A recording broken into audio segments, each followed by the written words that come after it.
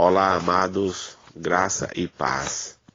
Aqui quem vos fala, evangelista Pétros Silva, trazendo mais um devocional da Palavra de Deus com o título: Por que ninguém pode servir a dois senhores? Ninguém pode servir a dois senhores é uma exaltação de Jesus, cujo significado revela a exclusividade exigida por Deus aos seus servos. O próprio Jesus explica por que não se pode servir a dois senhores.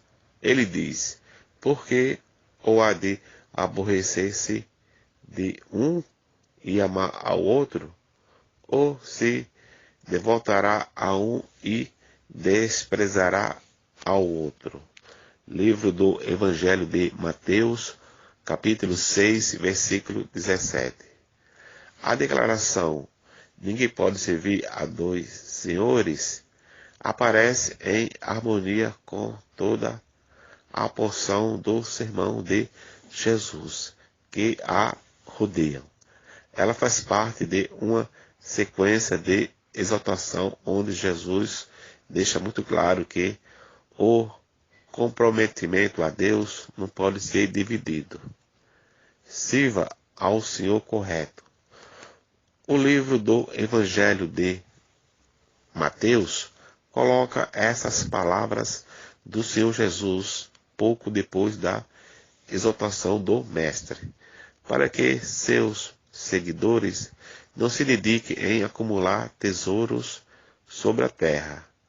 Não se pode perder tempo com tesouros passageiros, quando se tem tesouros eternos.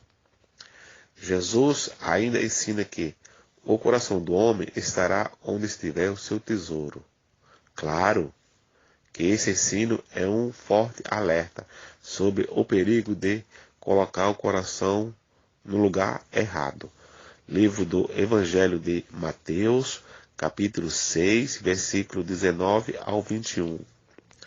Em seguida, Jesus adverte que se os olhos de alguém forem bons, então todo o corpo será iluminado, mas se os olhos forem maus, então todo o corpo estará em trevas. Jesus ainda conclui: portanto, caso a luz que em ti há sejam trevas, que grandes trevas serão. Livro do Evangelho de Mateus, capítulo 6, versículo 23. Aqui há mais uma advertência acerca do tipo de luz que ilumina a vida de uma pessoa. Não há como combinar as trevas com a luz. Não há como ter um olho na luz e outro nas trevas. Ou a pessoa estará iluminada ou estará em escuridão. Combinando esse ensino com a declaração de que ninguém pode servir a dois senhores, podemos dizer que os olhos bons são aqueles que se alinham com a vontade de Deus. São aqueles olhos que o enxergam como Senhor e recebem a sua luz. Os bons olhos buscam a glória de Deus. Os maus olhos, no entanto, são aqueles que se concentram em outro Senhor. São aqueles que se encantam pelas trevas dos desejos egoístas e pecaminosos. Os maus olhos buscam glorificar a própria carne. A história de Sansão é um exemplo do quão perigoso é flertar com as trevas, do quão perigoso é querer servir a dois senhores. Ainda que no final Deus o tenha restaurado por sua infinita graça e misericórdia. Sua submissão ao senhorio dos desejos de sua carne o levou de juiz de Israel a escravo dos filisteus. Não se pode servir a dois senhores. Todos servem a alguém. Não há uma única pessoa neste mundo que não possua um Senhor a quem serve com devoção. O apóstolo Paulo fala sobre isso numa exposição em que ele personifica o pecado na figura de um senhor que domina sobre seus escravos. Livro de Romanos, capítulo 6. O apóstolo claramente diz que ou uma pessoa serve a Deus ou serve ao pecado.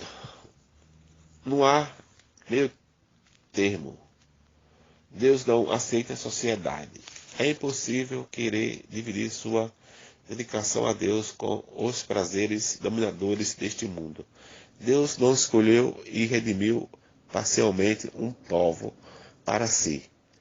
O apóstolo Pedro escreve que os crentes são geração eleita, sacerdócio real, nação santa e povo adquirido, no sentido de ser um povo de propriedade exclusiva de Deus. Livro de 1 Pedro, capítulo 2, versículo 9. Deus exige de nós total obediência, devoção e submissão. Ou odiará a um e amará o outro, ou se dedicará a um e desprezará o outro. Na sequência de sua exaltação, Jesus Cristo torna ainda mais clara a ideia de que servir a dois senhores é impossível.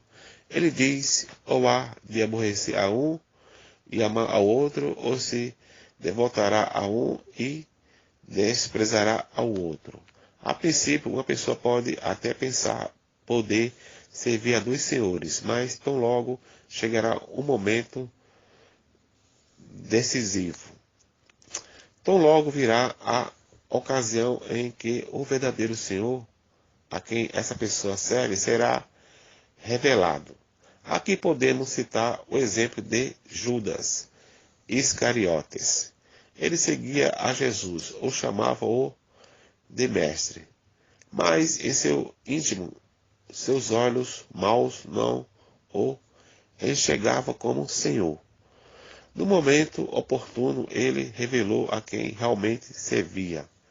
Ele amou a um Senhor e odiou o outro. Livro de Evangelho de Mateus, capítulo 26, versículo 14 ao 16, e Evangelho de João, capítulo 12, versículo 6. Não se pode servir a Deus e a Mamon. Ao dizer não se pode servir a dois senhores, Jesus se concentra especificamente na questão das posses.